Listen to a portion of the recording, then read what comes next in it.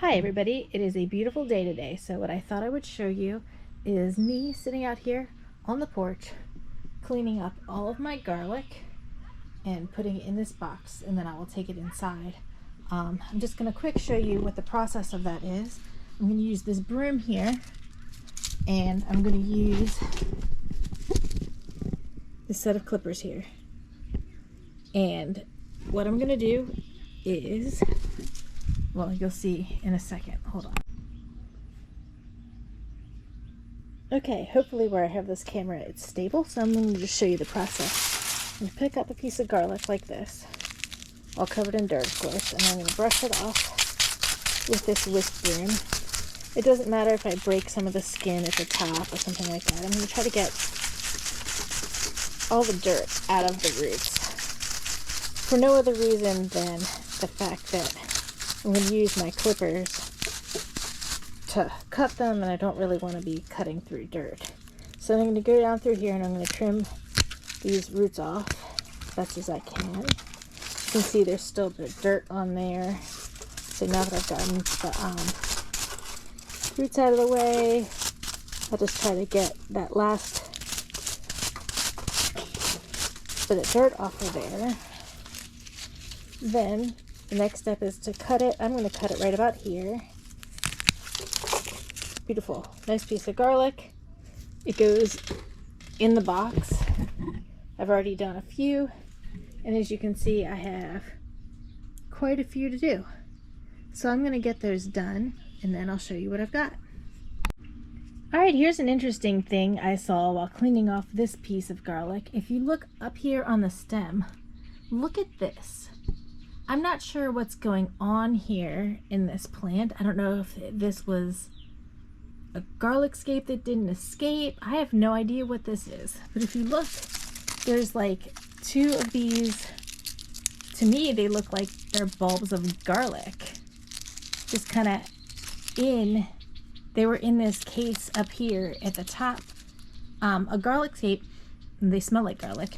A garlic scape is a flower, so that wouldn't have formed this. I really don't know what this is. I'm going to I'll probably eat them, to be honest, but if anybody knows what happened here, I'm interested to find out. Thanks. Alright, there you have it. This is my cleaned up garlic haul for the year. As you can see, I have a few different varieties of garlic, and that some of my garlic heads are really big. Some of them aren't, obviously, but, you know, I'm pretty pleased. I think that, you know, for me, this is probably more than enough garlic to get me through to next year. But who knows? One of the things that you will notice when harvesting garlic is what you want to end up with for storage is these nice, cleaned up garlic cloves with a nice, strong, papery shell. This preserves really well. What doesn't preserve really well is things like this. See how it's open at the bottom? This one really doesn't have much of a papery shell at all. It's pretty small, actually. And you can see that this one's already splitting into cloves. The papery shell is essentially gone. What has to happen with ones like this is simply that they will be the first ones that I eat. And the rest of these, they'll preserve for a lot longer. So that's the garlic for the year. I didn't count the cloves, but you can see, or I didn't count the heads, I'm sorry, but you can see that there's plenty. And here there's weird too garlic nubs from the inside of that plant. Like I said, if you know what that is, what's going on there, let me know. Yeah, that's it. Garlic sorted. Now, of course, I've got way more to do. As you can see, here are my onions. Some of them have dried up. Some of them that I've harvested more recently than the harvest video you saw have not dried up. They are not ready for me to completely go through like I did with the garlic here.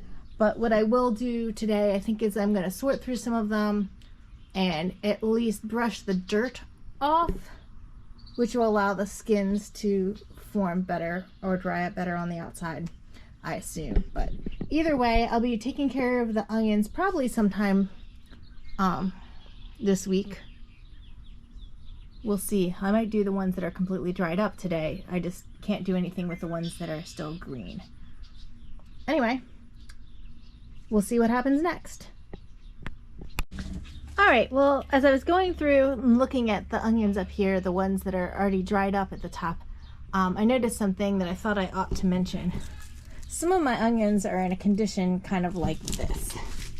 And you look at it, you can see that this onion is a little soft right there, and has these big outside petals that really, they're not going to preserve as part of the onion. They're not going to dry up and make a nice onion skin. They've got to go. It looks like, oh, they're good now, but that's not going to preserve real well. Some of these onions, like this one, I might have to use right away. But if nothing else, I've got to get it down to a condition where it doesn't have any rotting spots or anything like that on it.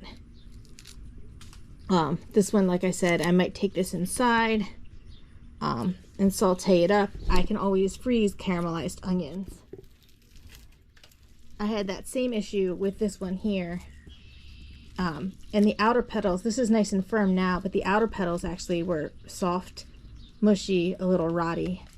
An onion in this condition is not going to dry up and preserve and be nice and tight and secure like a grocery store onion. I'm going to have to preserve this in a different way. Most likely I'm going to have to just take this in and saute it as caramelized onions. And yeah, that's what I'll probably have to do this week, is have a big giant onion cooking experience.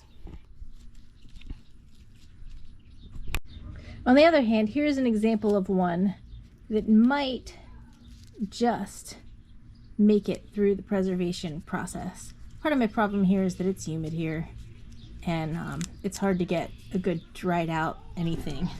But this one I'm going to leave out here like this and let it finish curing, I hope. Ugh, my onions had way more problems than you would have thought. So these onions are the ones that I determined are okay to sit up here and hopefully continue to cure.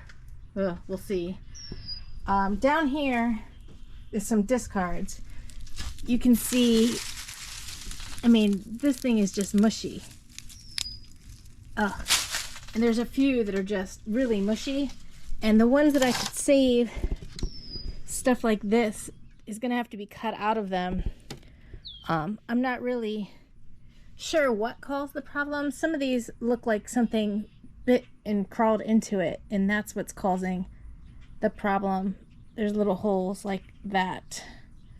I'm not really certain what the issue is, but all I know is that these onions are definitely not preservable as fresh slicing onions. I'm gonna have to come home after work tomorrow and cut these apart and make sauteed onions out of them, and then I guess I can freeze the sauteed onions. That's disappointing, but it is what it is, and to be honest, I don't think I would have been able to preserve all of them whole anyway, no matter what. This is a lot of onions, and I don't know how long the storage would be on them. Yeah, so these I'm going to leave out here for at least one more day with air circulation around them so that they can continue to dry up. I think I'm going to have to go through my red onions and have a look at them now as well. I really don't want to find out later that all my red onions are rotten too. So we'll see what happens. Look very carefully. I don't know if this thing will focus at this onion. And you can see the little worms crawling around.